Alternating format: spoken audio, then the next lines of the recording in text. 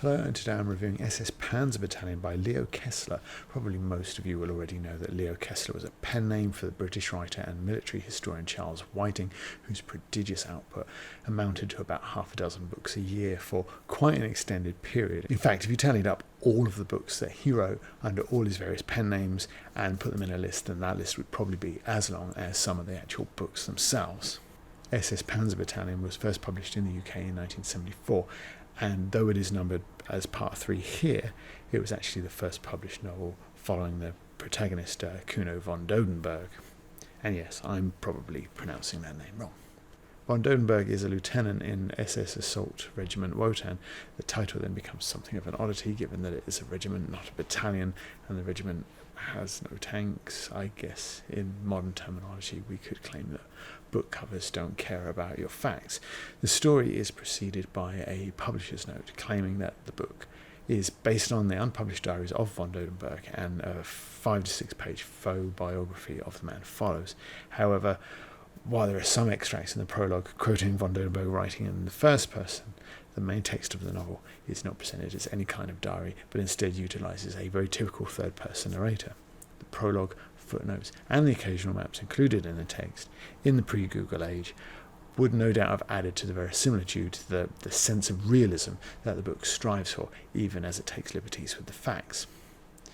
The story begins with a string of short anecdotal accounts of the SS boot camp and introduces the book's principal characters, the company lieutenants von Dodenburg, of course, and his foil Schwartz, the more zealous Nazi. The company joker Schultz follows the ambitious and amoral Captain Guy, nicknamed the Vulture for his lack of any regard for the lives of the men under his command. Guy, in very much a supporting role, remains one of the book's more interesting characters. He rides into battle on top of a borrowed tank. He's utterly cynical towards the Nazi message himself, yet nonetheless plays it up for his subordinates in order to drive them forward at a terrible cost to them, but a net gain for his own career. This lively menagerie is topped off by the NCO Sergeant Major Metzger, the Butcher, a man of considerable conceit but little capability or ambition. The novel weighs in at a frantic 153 pages, little more than a novella, yet each of the characters, except perhaps von Dodenburg himself, is given time to develop and grow in that short space. Schultz, as a company joker, is reminiscent of Hassel's own regimental comedian Porter, yet, to be honest, the tone here is lighter, and probably that helped me enjoy Schultz's witticism and pranks a touch more, even if that does open the book up to a touch of controversy. Schultz, though, occupies such a military cliché that you do begin to wonder if every company has such a figure, and if they all consider themselves something unique. And one-liners such as him describing his stomach upset as "the trots, a couple of times I thought my back teeth were going to go as well," are perhaps more successful at raising a smile than they might be against a bleaker backdrop.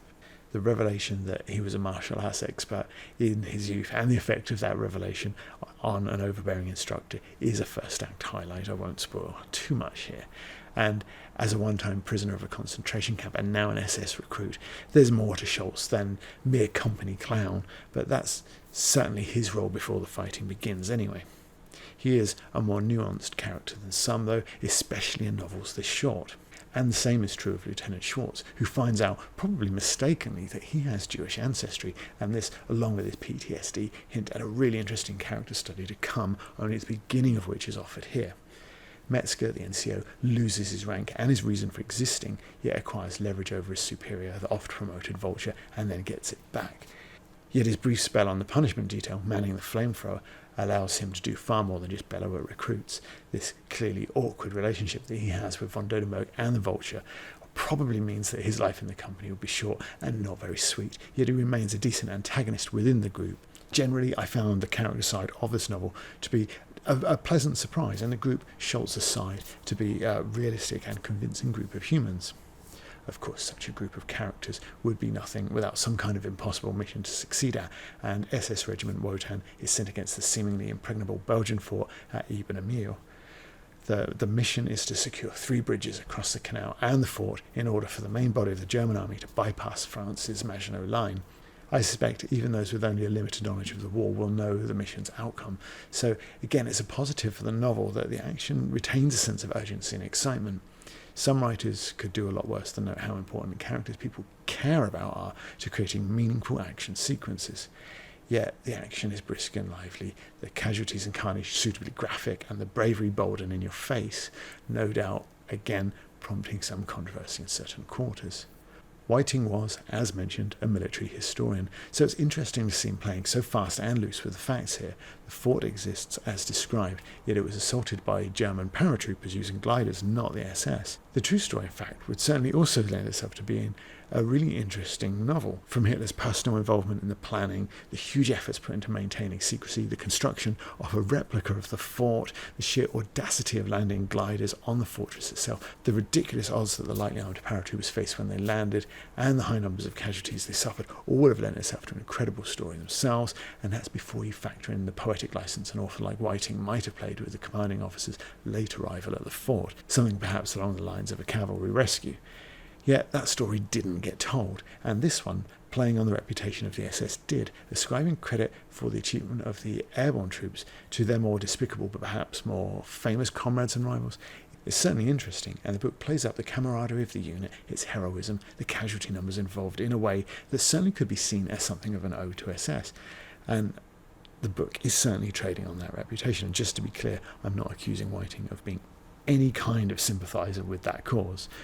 It's just more that the publication of this book is deliberately using that infamy in order to shift more books, something exemplified by sticking the SS logo in the author's nom de plume. And it's interesting to consider as well that against the cultural zeitgeist that this book was published in, with a resurgence of interest in the war and its different narratives, fueling the success of both Whiting and Hassel. And a quick Google image search will show you that Nazi regalia would become something of a counterculture fashion statement in the upcoming years. Despite that, SS Panzer Battalion also includes some of the same rival of the zealous versus the reluctant Nazis that's quite common in war books that deal with the German side of the narrative. You can see this in A Bridge Too Far and Hassel's efforts, even in F. Paul Wilson's The Keep. Von Dodenburg, our hero, is of course the reluctant Nazi, even among the SS. He berates Schwartz for his callous attitude and his adherence to the rigid party line. Their mutual antagonism helps the early-going move along, but takes a backseat when Schwartz loses his marbles in the combat. Schwartz is the kind of commander who rests grenades on his recruits' heads, while von Dodenburg is portrayed as more honourable, and he gives them 15 minutes to dig a trench before he drives a tank across it. In terms of writing style, and with just 153 pages to play with, Whiting rarely labours a point, and this results in a novel as lively as the barracks brothel, yet he has a touch of a panache about him as well. Crossing the imposing exposed canal undetected is the greatest threat to the mission, and while reconnoitring, it is described with a healthy dose of sibilance to make it something insidious, a conscious threat to men and mission. Some 500 metres away lay a silver snake of silent water stretched out across the backdrop of deep green fields, and there's something poetic as well about lit hissing across the water, the onomatopoeia drawing the reader into the brutal action as quarters close.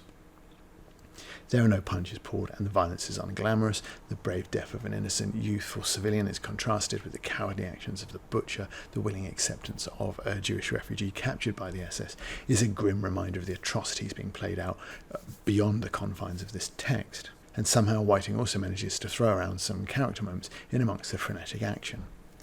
In more recent, perhaps more censorious times, would this novel generate more controversy and perhaps even more sales? Perhaps it would just simply be banned.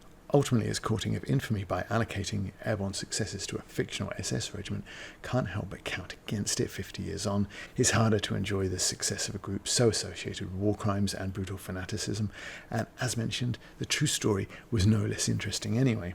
However, I find that aspect of the novel to actually be quite interesting, even more so to consider a time when the memories of the war would have been fresher, as more permissive of stories like this.